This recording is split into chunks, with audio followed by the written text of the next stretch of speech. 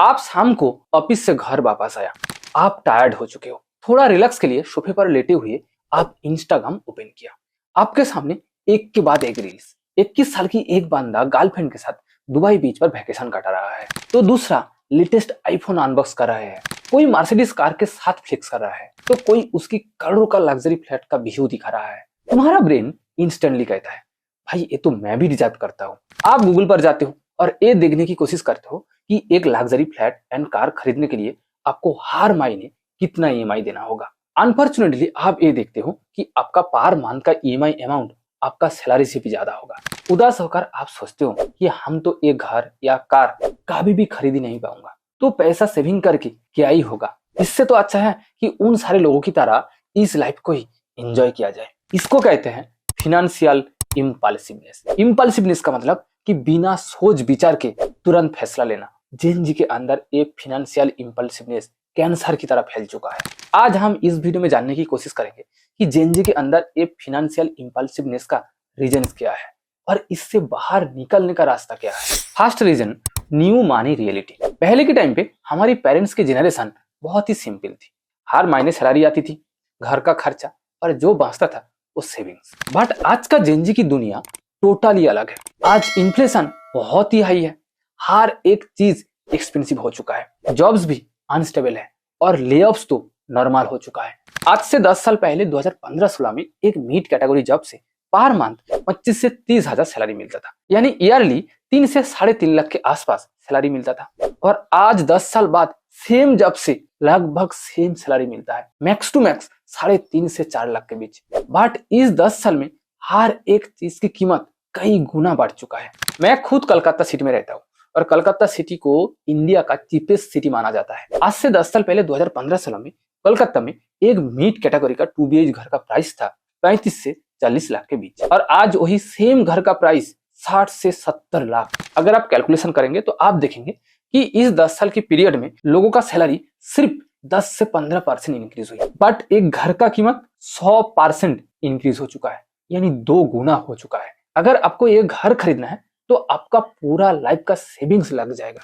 इसलिए जेन जी घर खरीदने के बारे में सोचना या फिर ये कह लो कोई सेविंग्स करना बंद कर दिया। अब एक सवाल उठता है कि अगर जेन जी घर नहीं खरीद रहा है, वो सेविंग्स नहीं कर रहा है, तो वो पैसा कहाँ खर्च कर रहा है। आप एक बात जरूर सुने होंगे, अगर सीधे उंगली से घी ना निकले तो उंगली टेढ़ा करो। जेनजीज भी सेम काम किया। जेनजीज को लगता है कि हम सेविंग्स करके कभी भी एक घर या कार नहीं खरीद पाऊंगा, तो क्यों ना आज से ही अमीरों की तरह लाइफस्टाइल अपनाया जाए। आज का जेनजी सिर्फ नीड्स के लिए स्पेंड नहीं करते, वो समाज में उसका आइडेंटिटी स्टेटस बनाने के लिए स्पेंड करते हैं, ताकि आसपास के लोग उसको अमीर समझे। जेनजी के लिए शूज सिर्फ शूज नहीं है, फोन सिर्फ फोन नहीं है, बाइक सिर्फ बाइक नहीं है, एंड ट्रैवल सिर्फ हॉलीडे नहीं है। ये हर एक चीज जेनजीज के लिए एक स्टेटस सिंबल है, और इसके पीछे का reason social media show off culture.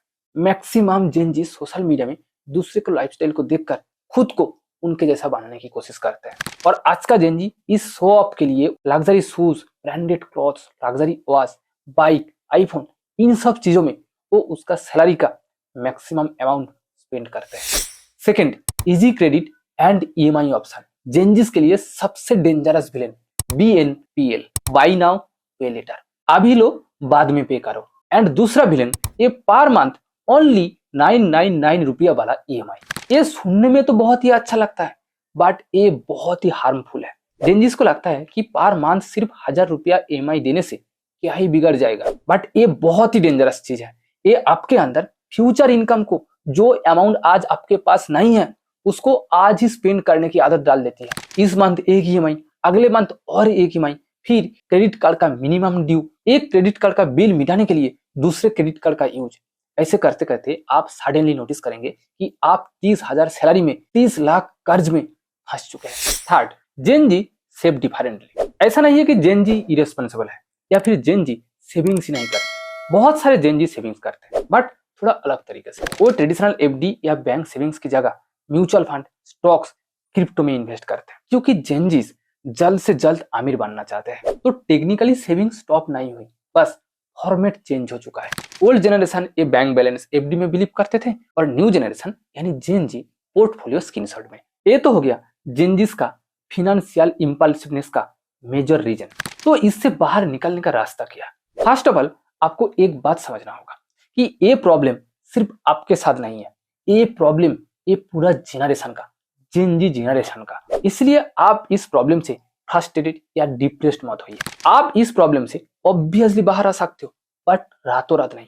उसके लिए एटलीस्ट 2-3 साल टाइम लगेगा, क्योंकि आप किसी एक प्रॉब्लम से नहीं, पूरे सिस्टम से बाहर निकलने की कोशिश कर रहे हो। इसलिए आपको पेशेंस तो रखना होगा। इस फिनेंशियल इम्पल्सिवनेस से बाहर निकलने का एक ही रास्ता है कि आप खुद को डिसिप्लिन बनाइए। सोशल मीडिया देखकर दूसरे के लाइफस्टाइल के साथ खुद को कंपेयर मत करिए एंड ए फोमो स्पेंडिंग बंद करिए। आप सोसाइटी में आपका स्टेटस, आपका आइडेंटिटी, आपका ए अमीरियत को दिखाने के लिए स्पेंड मत करिए।